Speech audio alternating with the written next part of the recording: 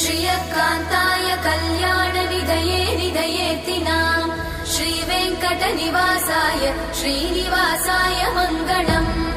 लक्ष्मी सविभ्रमालोकसुभ्रूविभ्रमचक्षुषे चक्षुषे सर्वलोकानां वेङ्कटेशाय मङ्गलम् श्रीवेङ्कटाद्रिशृङ्गाग्रमङ्गलाभरणाङ्ग्रये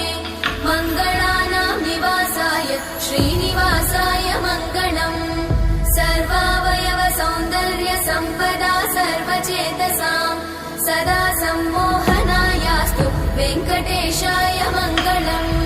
नित्याय निरवध्याय सत्यानन्दचिदात्मने सर्वान्तरात्मने श्रीमद् वेङ्कटेशाय मङ्गलम् स्वतः सर्वविदे सर्वशक्तये सर्वशेषिने